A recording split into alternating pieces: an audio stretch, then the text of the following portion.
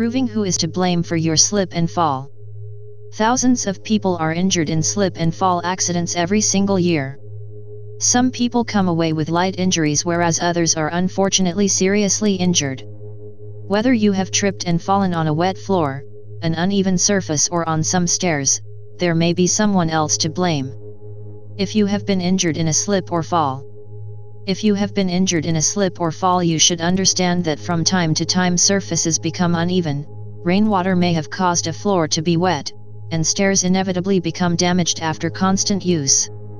The owner of the property in which you fell cannot always clear up spills, repair damaged stairs or mend uneven floors, as there may be other circumstances surrounding your accident.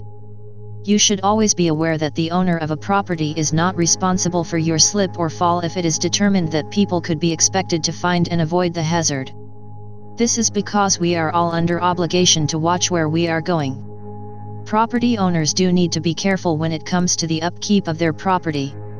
While it is not easy to determine who may be responsible for your slip and fall, if the property owner is found to be negligent, they could be held responsible. How to determine liability? In order to be found legally responsible for the injuries that you have suffered from as a result of a slip or fall on another person's property, the owner of the property or an employee must have torn or worn a spot, or a dangerous or slippery surface, or caused a spill on a surface you would usually walk on. Been aware of the slippery surface, spill, etc., and failed to have done anything about it. Been aware of the slippery surface, spill, etc. due to another reasonable person whose job it was to look after the property had discovered, repaired, or removed the slippery surface, spill, etc. A judge or jury will determine whether the occupier or the owner of the premises was careful. They will do this by determining whether they took reasonable steps to ensure that the premises were a safe place to be. What reasonable means?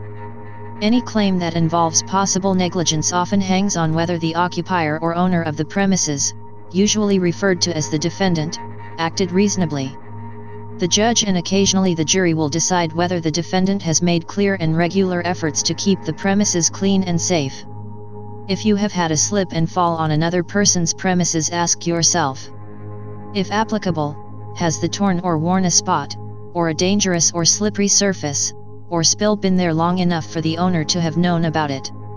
If applicable, could broken or poor lighting have contributed to the slip or fall?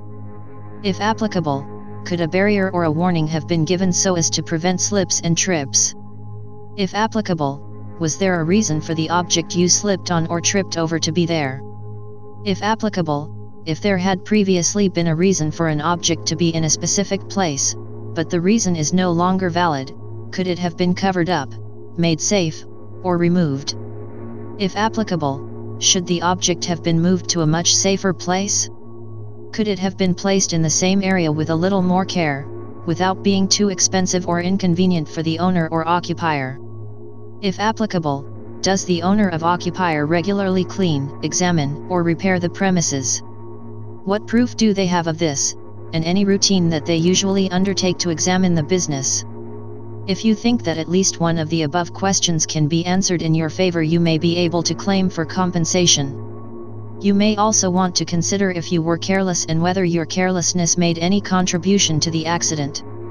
Your carelessness. You will now need to consider whether your carelessness may have contributed to your accident. You may want to ask yourself the following questions that an insurance adjuster is likely to ask you. Did you have a legitimate reason for being in the area where the accident took place? Could the owner or occupier anticipate that you may be in the area where the accident took place? Would someone who was being very careful have noticed the spill/slippery surface, etc., and walked carefully, or avoided the area entirely? Were you doing anything that would have distracted you and prevented you from paying attention to the area or looking where you were going? Were you acting responsibly, or were you fooling around in the area where the accident took place? If you were fooling around, did your actions make the accident more likely? When it comes to speaking to an insurance adjuster about your claim, try not to prove to them that you were being careful. Simply describe the accident in a manner that makes them understand you were not being careless. Thousands of people are injured in slip and fall accidents every single year.